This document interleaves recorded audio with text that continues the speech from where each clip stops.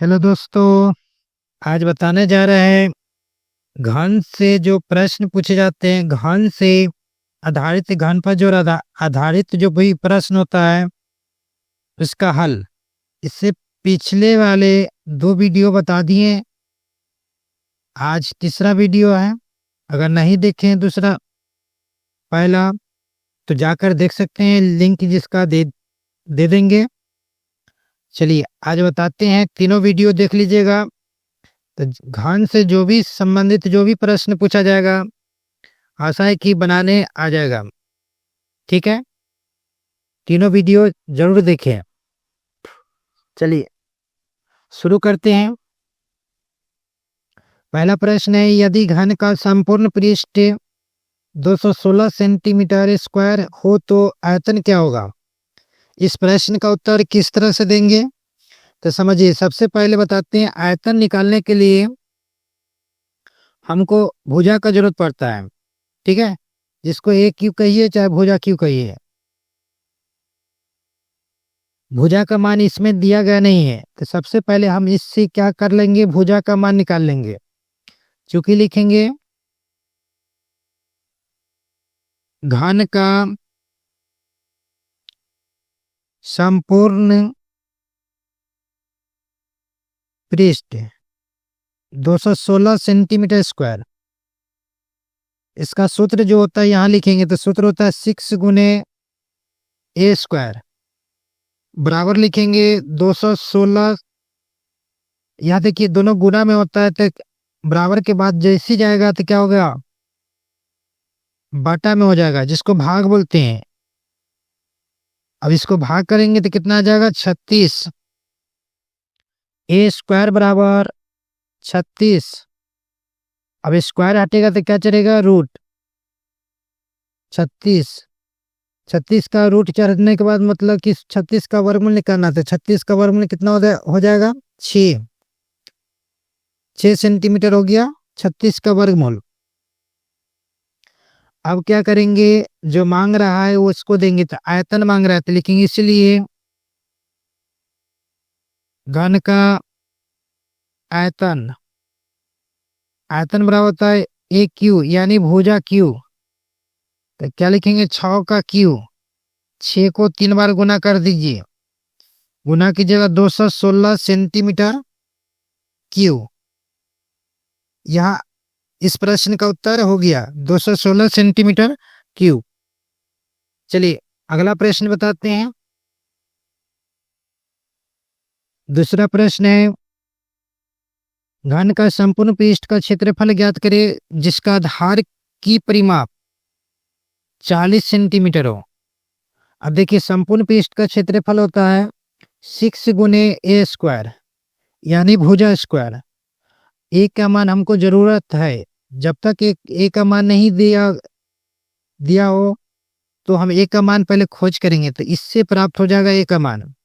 तो हम क्या लिखेंगे, चूंकि घन की आधार की परिमाप बराबर 40 सेंटीमीटर। घन का आधार की परिमाप क्या होता है, तो 4 गुने भुजा बराबर लिखेंगे 40। ए बराबर यह गुना में तो कहा जाएगा, बटा में, जिसको भाग बोलते हैं। भाग कीजिएगा कितना हो गया, 10। ए बराबर आ गया 10 सेंटीमीटर। ए के मान प्राप्त हो गया। अब हम निकाल लेंगे क्या, घन का संपूर्ण पृष्ठ। घन का संपूर्ण पृष्ठ, इसका सूत्र होता है 6 गुने ए स्क्वायर यानी 6 गुने 10 के स्क्वायर। तो 6 गुने 10 के स्क्वायर हो जाएगा 100, यानी 10 के स्क्वायर का मतलब 10 गुने 10 गुना कीजिएगा तो 100 हो गया। इसको गुना कर दीजिए, कितना गया, 600 सेंटीमीटर स्क्वायर। चलिए इस प्रश्न का हो गया। तीसरा प्रश्न का उत्तर देते हैं। तीसरा प्रश्न है, घन का विकर्ण क्या होगा जिसका आधार का क्षेत्रफल 49 सेंटीमीटर हो। अब इसको कैसे हम बनाएंगे, इसको भी इसी तरह से बनाएंगे। क्या करेंगे, सबसे पहले आधार का क्षेत्रफल दिया गया, उससे हम भुजा का मान निकाल लेंगे। तो लिखेंगे घन की आधार का क्षेत्रफल 49 सेंटीमीटर स्क्वायर। इसका सूत्र होता है ए स्क्वायर। कितना लिख देंगे? 49। स्क्वायर हटता है तो क्या चढ़ता है? रूट। स्क्वायर हटाए तो क्या चढ़ गया? रूट। 49 का वर्गमूल कितना हो गया? 7। यह भुजा का मान हो गया। अब निकाल देंगे क्या? विकर्ण। इसीलिए लिखेंगे घन का विकर्ण।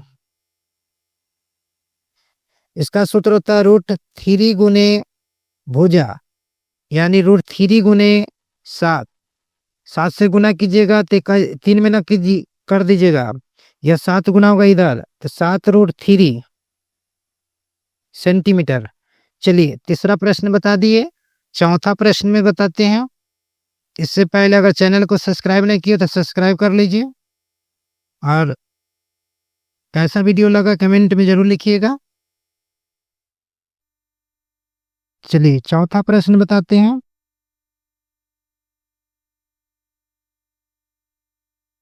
चौथा प्रश्न है, यदि घन की भुजा 4 सेंटीमीटर हो तो आयतन एवं विकर्ण ज्ञात कीजिए। भुजा को हम ए से सूचित करते हैं। ए बराबर लिखेंगे 4 सेंटीमीटर। इसलिए लिखेंगे आयतन मांग रहा है किसका? घन का। तो लिखेंगे घन का आयतन।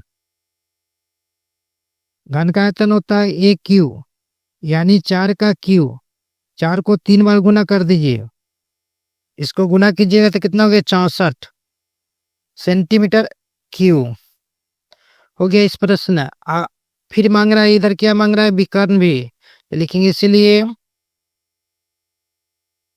घन का विकर्ण। इसका सूत्र होता है √3 गुने ए, यानी √3 गुने भुजा का मान कितना है? 4। 4 से गुना करेंगे तो 4 इधर कीजिएगा, 4√3 हो जाएगा सेंटीमीटर। चलिए इसमें जो भी मांग रहा था उसका प्रश्न का हल हो गया, दे दिए। इस वीडियो में 4 प्रश्न बताए। आशा है कि चारों प्रश्न समझ में जरूर आया होगा। नेक्स्ट वीडियो में मिलेंगे फिर घनाभ से जो भी आधारित जो प्रश्न पूछा जाएगा उससे बताएंगे। चलिए धन्यवाद।